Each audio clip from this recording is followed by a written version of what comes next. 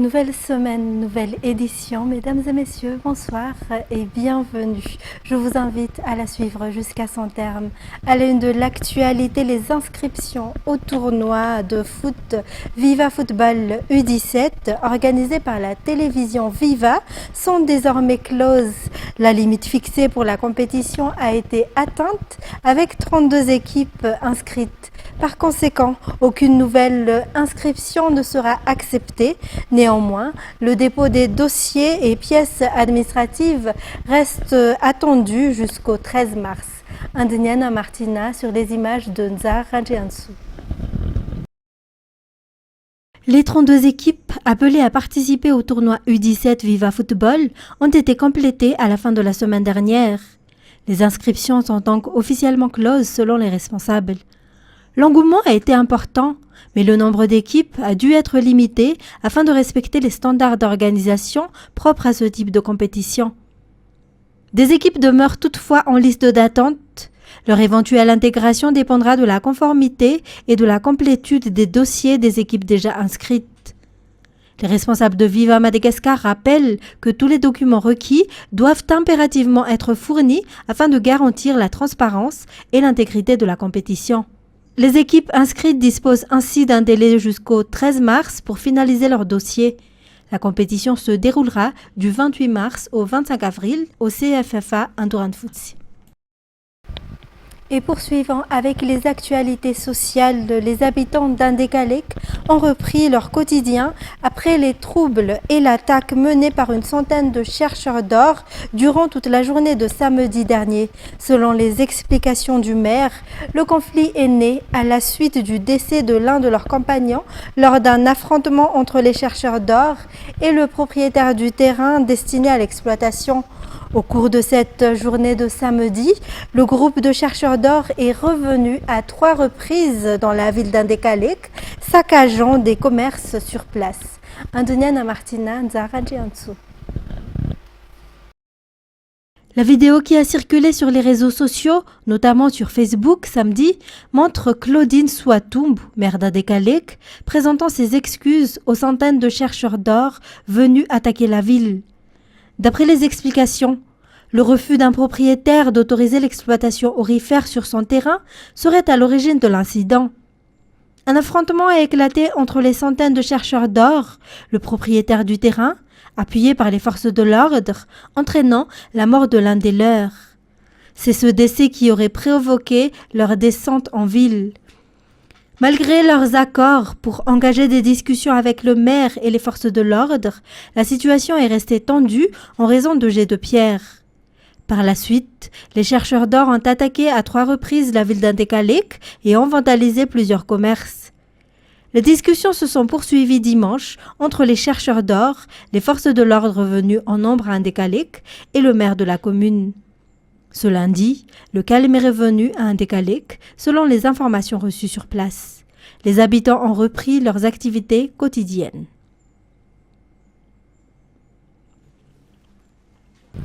Et puis, les usagers se plaignent de la lenteur dans l'établissement des copies d'actes de naissance à Mbavad Tukana et Tossi. Le délai peut aller jusqu'à 2 semaines. Le maire indique que cette situation est liée à une exigence émanant du ministère de l'Éducation nationale de Madagascar qui demande actuellement des copies d'actes de naissance pour les élèves. Détails sur les images de Yves Janel. Depuis une quinzaine de jours, des longues files d'attente sont observées pour l'établissement des copies au sein de la commune d'Ambavad Tukana et Tossi. Les administrés expriment leur mécontentement face au délai désormais prolongé. Le maire explique que l'affluence a augmenté à la suite d'une décision du ministère de l'Éducation nationale. Cette décision impose la numérisation des dossiers des élèves nécessitant la présentation des copies intégrales. La commune compte 36 établissements scolaires. De plus, de nombreux élèves venant de localités voisines telles qu'Amboudjapetu, Fenoariv et Ampitatafk effectuent également leur démarche de copie à Mbavad Tukan. A noter que les frais pour l'établissement d'une copie à Mbavad Tukana s'élèvent à 1500 ariars. Et en ce mois de Ramadan, une association musulmane mène des œuvres caritatives en faveur des personnes vulnérables.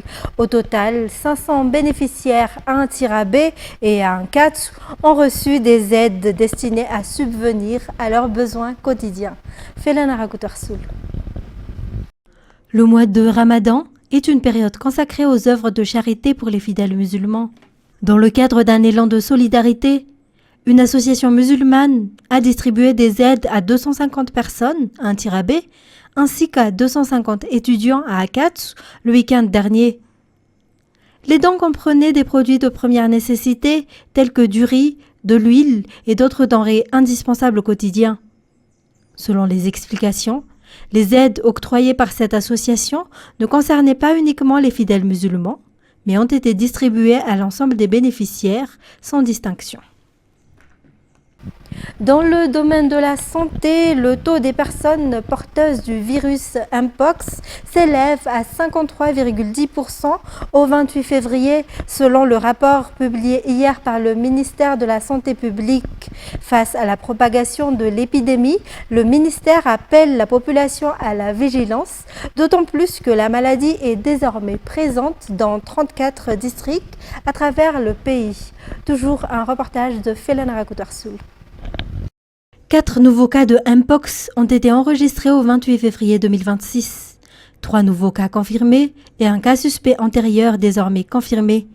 Par ailleurs, 7 nouveaux cas suspects ont été recensés selon le rapport du ministère concerné publié hier. 13 tests ont été effectués le 28 février, dont 6 dans la région d'Analamang et 7 dans la région de Buen. Le cumul des cas de Mpox s'élève désormais à 1028, dont 443 cas confirmés et 256 cas suspects. On dénombre 314 guérisons, tandis que le nombre total de tests réalisés atteint 828. Au total, 214 personnes sont actuellement porteuses du virus Mpox, soit 55% à Madzang, 58 cas à Tananarive, soit 13%, 16 cas à Tuléar, soit 4%, et 13 cas respectivement à Antananarivo Timjan et Fianarantsu, représentant chacun 3%. Le ministère réitère son appel à la vigilance et invite la population à respecter strictement toutes les mesures de prévention afin de limiter la propagation du Mpox. Et en économie, 37 candidats qui ont postulé pour être le prochain directeur général de la CNAPS ont été retenus pour la prochaine étape. 109 candidatures ont été reçues selon le conseil d'administration de cette entité vendredi dernier. Les détails sur les images de Nzaran Jiansu. 109 dossiers de candidature ont été reçus par le conseil d'administration de la CNAPS pour le poste du futur directeur général. 37 parmi eux ont répondu à l'ensemble des critères requis après examen du dossier par le conseil d'administration. 16 dossiers ont fait l'objet de jonctions, 16 avaient été rejetés, 40 autres avaient été déclarés irrecevables pour des raisons de forme, des dossiers incomplets ou encore des motifs liés à la moralité. La sélection avait été particulièrement rigoureuse, rapporte Armissa Nourvloun, présidente du conseil d'administration. Les 37 candidats attendent des convocations pour l'épreuve écrite.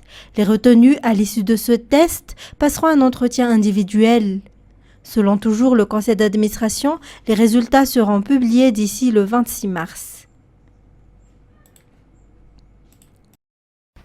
Et puis les échanges commerciaux entre Madagascar et les États-Unis ont diminué de 28,8 millions de dollars en 2025, selon les données publiées par le Bureau américain de recensement. Cette baisse s'explique par le recul des exportations malagasy vers les États-Unis au cours de l'année 2025. Les détails. Si la valeur totale des échanges commerciaux, c'est-à-dire les exportations et les importations réalisées entre Madagascar et les États-Unis, s'élevait à 784,7 millions de dollars en 2024, elle est descendue à 755,9 millions de dollars en 2025, soit une diminution de 3,67% d'après les statistiques publiées par le Bureau américain du recensement. La principale raison de cette baisse est le recul de 4,95% des exportations malagasy vers les États-Unis, qui ont totalisé 685,5 millions de dollars en 2025, contre 731,7 millions de dollars en 2024. Les importations effectuées par Madagascar en provenance des États-Unis ont, quant à elles, atteint 60,4 millions de dollars. Cela a généré un excédent commercial de 635,1 millions de dollars en faveur de Madagascar vis-à-vis des États-Unis, contre 678,8 millions de dollars en 2024. C'est ce qui nous conduit aux actualités internationales. On a vu une riposte rapide de l'Iran et il y a une raison à cela. Depuis quelques années, il y a un système qui est un peu moins centralisé avec une stratégie de défense en mosaïque. Analyse France 24. C'est vrai, la riposte finalement n'a pas été décapitée. Enfin, il y a eu cette décapitation à la tête du régime avec la mort de Khamenei, mais on a vu une riposte relativement rapide par rapport à ce qu'on avait vu lors de la guerre des 12 jours. On a vu donc des missiles décoller très rapidement. Il y a en réalité une raison à cela, parce que depuis quelques années déjà, il y a un système qui est un peu moins centralisé côté iranien. Après les manifestations de 2009 contre la réélection contestée de Mahmoud Ahmadinejad, on a décidé de réorganiser un petit peu le corps des gardiens de la révolution en le décentralisant progressivement avec une stratégie qu'on appelle de défense en mosaïque, c'est-à-dire que chaque commandant provincial dispose d'une autonomie accrue en cas de crise majeure. Cette autonomie a encore été renforcée par la guerre de juin 2025, ce qui fait que eh bien, il a une capacité de réaction plus importante sans forcément attendre un feu vert central lorsqu'il y a urgence absolue. Et c'est ce qui explique en partie pourquoi du côté de la République islamique, on a réagi peut-être avec plus d'efficacité, en tout cas plus de rapidité qu'en juin 2025. Vous l'avez souligné, c'est vrai qu'un grand nombre de figures ont été éliminées dès les premières heures de cette guerre. Évidemment, on peut parler de Khamenei, mais aussi de Ali Shamkhani, le conseiller du Guide suprême, Abdorrahim Moussavi, qui était chef d'état-major des forces armées, du ministre de la Défense, des chefs de services de renseignement, une quarantaine de personnes qui appartenaient à la sphère la plus élevée du pouvoir et des décisions qui ont été éliminées. Mais ça n'a pas finalement désorganisé tant que cela la riposte iranienne. Alors évidemment, la constitution de la République islamique prévoit le cas de la vacance du pouvoir du Guide suprême, et on a mis très rapidement en place un espèce de triumvirat, notamment avec le président Massoud Pezeshkian et le chef de la justice, mais surtout avec un autre homme, Ali Larijani, qu'on présente aujourd'hui peut-être comme l'homme le plus important d'Iran. C'est lui finalement qui tente de colmater les brèches, notamment par rapport à la population iranienne et à l'opinion. C'est un des rares à s'être exprimé. Il a eu des mots notamment pour tous ceux qui ont manifesté dernièrement, en expliquant que la société iranienne est vaste et plurielle. Il peut y avoir des désaccords hérités du passé, mais aujourd'hui n'est pas le jour pour régler ces différends. Vous faites face à un ennemi déterminé, vous devez agir avec unité. Donc un appel à l'unité qui sera sans doute pas forcément entendu par toute la population iranienne, mais on sent bien qu'il y a cette volonté de cimenter un petit peu l'opinion face à l'agression. En tout cas, c'est ainsi qu'elle est présentée côté iranien, l'agression des Américains et des Israéliens. Et donc aujourd'hui, c'est peut-être Ali Larijani qui va tenter de rassembler ce qu'il reste des forces et de l'organigramme iranien. La ville de Téhéran se vide de plus en plus. Il n'y a pas de circulation automobile, les rues sont vides et les magasins restent fermés. La ville ressemble à une ville fantôme. France 24. Il y a eu deux vagues de frappes à 3h et à 5h du matin, donc contre différents quartiers de la capitale iranienne. On n'a pas d'informations pour l'instant sur les cibles qui étaient visées lors de ces frappes. Mais la nuit dernière, il y a eu des frappes très très intenses dans tous les quartiers quartiers de la capitale iranienne. Un bâtiment, un hôpital pour enfants dans le centre de Téhéran a été soufflé. Les enfants qui étaient hospitalisés dans l'hôpital ont dû être évacués. Le siège du Croissant Rouge iranien a également été frappé de plein fouet par un missile. Et puis, il y a eu des attaques contre plusieurs commissariats de la capitale iranienne, notamment par exemple le commissariat numéro 104 qui se trouve dans le centre de Téhéran sur la place Niloufar. Le commissariat a été totalement détruit. L'explosion a aussi soufflé des bâtiments résidentiels tout autour et les médias officiels parlent d'au moins 20 civils, dont des enfants qui ont été tués lors de cette frappe. Donc l'objectif, visiblement des Israéliens ou des Américains, est de frapper tout ce qui permet au pouvoir iranien de maintenir l'ordre. Et donc c'est pour cela que des commissariats, des quartiers sont visés. La ville de Téhéran se vide de plus en plus. Il n'y a pas de circulation automobile. Déjà hier après-midi, les rues étaient totalement vides. Les magasins sont fermés. Donc la ville ressemble à une ville fantôme. Et beaucoup de Téhéranais commencent à quitter la capitale pour aller se mettre à l'abri à la campagne ou à la mer Caspienne. Les Libanais expriment leur colère. Beaucoup estiment que le pays n'a plus les moyens de supporter un nouveau conflit et affirment leur refus de rentrer en guerre. France 24.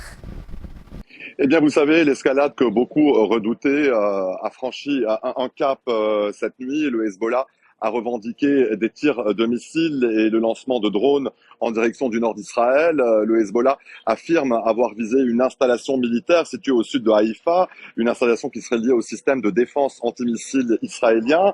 Le mouvement chiite présente cette opération comme une réponse directe à l'assassinat du guide suprême iranien Ali Khamenei. La réaction israélienne a été rapide et d'une ampleur significative. À Beyrouth, la banlieue sud a été la cible d'environ 15 frappes. Des témoins sur place parlent de dégâts considérables. L'armée israélienne indique avoir pris pour cible plusieurs responsables du Hezbollah. La situation a d'ailleurs provoqué des mouvements massifs de population. De nombreuses familles ont quitté la banlieue dans la précipitation, ce qui a provoqué d'importants ralentissements sur les principaux axes routiers. Des établissements scolaires à Beyrouth et dans d'autres régions du Liban ont été ouverts ce matin pour accueillir les déplacés. Les bombardements, vous savez, ne sont pas limités à la banlieue sud. Dans le sud du Liban, des frappes ont visé plusieurs localités, notamment à Tyr et Nabatieh, et de nouvelles frappes ont encore été signalées dans le sud. Israël a d'ailleurs annoncé que ces opérations au Liban pourraient durer encore plusieurs jours. Autre développement inédit, l'armée israélienne a appelé les habitants de plus de 50 villages du sud du Liban, mais aussi de la Beka, à quitter immédiatement leur domicile avant des frappes. Un appel d'une telle ampleur n'avait pas été lancé même lors du conflit de l'automne 2024. Et pour ce qui est des réaction en tout cas au Liban aujourd'hui, au sommet de l'État, la gravité, vous savez, est palpable. Le président de la République a convoqué une réunion d'urgence du Conseil des ministres. Dans une déclaration au ton inhabituellement ferme, il a estimé que les tirs depuis le territoire libanais compromettaient les efforts engagés par l'État pour préserver le pays des affrontements régionaux. Il a averti que le Liban ne pouvait être utilisé comme un terrain de confrontation. Une autre réaction très importante aussi, celle du Premier ministre Nawaf Salam. Nawaf Salam qui a lui aussi condamné les tirs. Il les a jugés très dangereux pour la stabilité du Liban. Parallèlement à tout cela, plusieurs aussi responsables politiques libanais réclament désormais une position officielle plus claire du gouvernement. Certains vont même jusqu'à réclamer la démission, voire l'éviction des ministres chiites proches du Hezbollah. Donc un ressentiment en tout cas aussi très présent dans l'opinion publique, le clip vous savez, dans ce climat très tendu, sur les réseaux sociaux, de nombreux Libanais ont exprimé leur colère et leur incompréhension. Beaucoup estiment que le pays, eh bien, n'a plus les moyens de supporter un nouveau conflit. Eh bien, les Libanais sur les réseaux sociaux, eh bien, ils affirment leur refus, eh bien, que le Liban entre en guerre et que la décision de guerre échappe aux institutions de l'État. Et c'était les essentiels de cette édition. Mesdames et messieurs, merci à vous de l'avoir suivi. Au revoir et rendez-vous dès demain pour de nouvelles actualités. Passez une excellente soirée sur Viva.